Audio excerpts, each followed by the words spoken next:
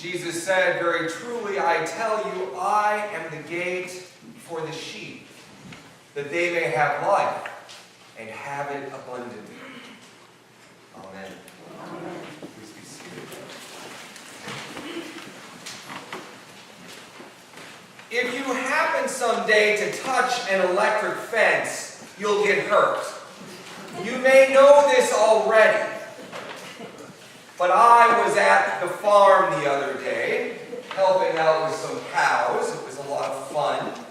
And Deborah Wickart, parishioner here, was putting up the electric fence for the first time in the year. And I said to her, "Well, what would happen if I touched the fence?" And she said, "You better have a strong heart."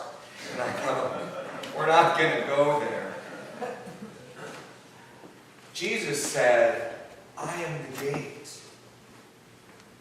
I am the gate that leads to abundant life." Jesus said that I am the one that opens. And I am the one that lets you in. Jesus said, "I am the gate. The one that holds out hope. I am the one through which you go. I am the gate." As I was standing there with Deborah and her cows, she was putting up, like I said, this electric fence so that the milking cows could be on one side, of which we were about to let out to pasture for a couple hours. And on the other side of that electric fence and that gate were the calves, those cute little newborn cows. Yes, they're very soft and fuzzy and cuddly. But both needed their space for safety and protection. They both needed a place to be. And so the gatekeeper, this time Deborah, put up the fence. Jesus said, "I am the gate." The gate is connected to the fence, right? So as you're walking along, you'll see a fence that you can't go through, because then you'll get hurt by the electric fence. Jesus is the gate that opens up that fence, that allows those to walk through, to find safety, to find protection, to find abundant life.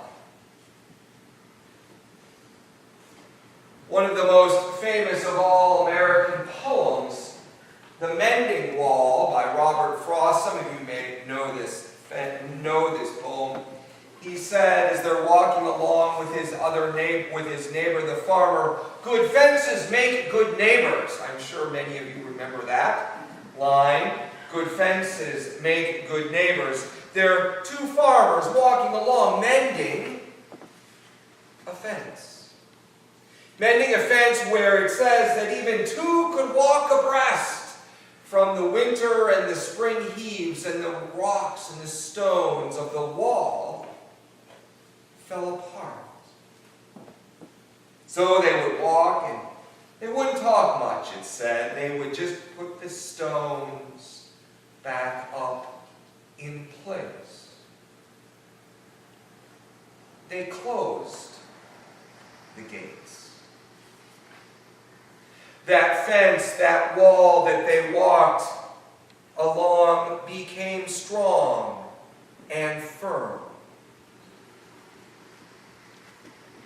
But the poem asks that we often forget, I certainly did, why do fences make good neighbors?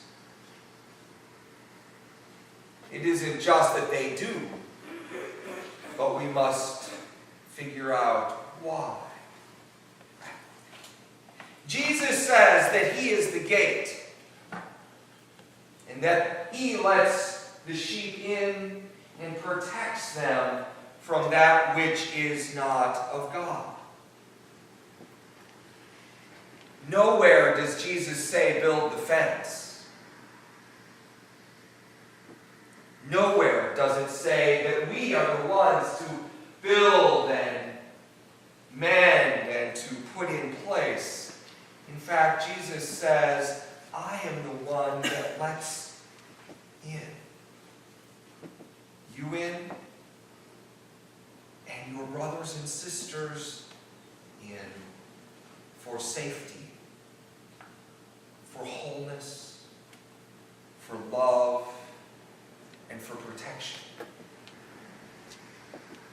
Jesus, one might even say, is therefore that which allows the fence to go down. Jesus never said to us, let's go build the fence. Jesus said, let's find safety when you enter by my gate. I was thinking about these cows and these calves, and what makes it so important that there is a fence between them, a fence that could hurt if you touch it. Well, they could hurt one another.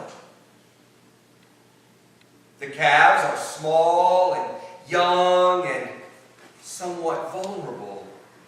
And those milking cows, their mothers, well, they could spook them. They're big, 1,500 pounds. Have you ever milked a cow? They're big. But those little ones, they get excited. And if they got in with the big cows, well, they could spook the big cows. This gate that Jesus is a gate of freedom, not a gate of separation. It is a gate that allows us to be fully free, to be within that space that we need to be.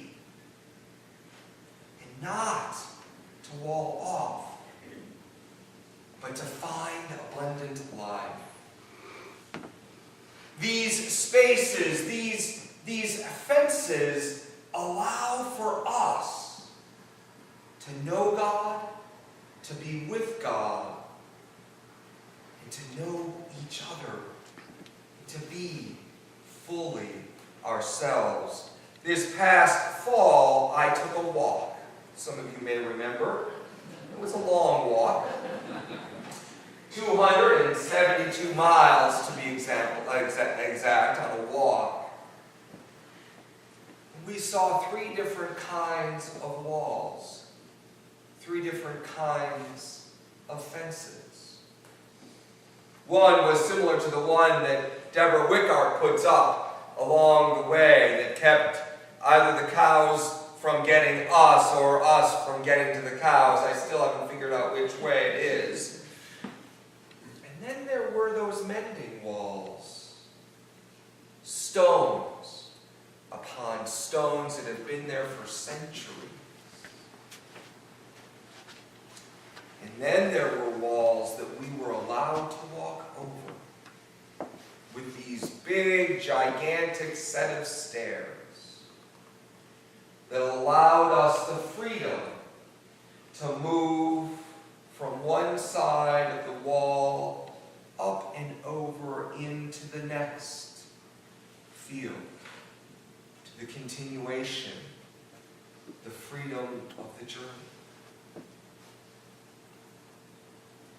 Jesus said, I am the gate that gives you the journey.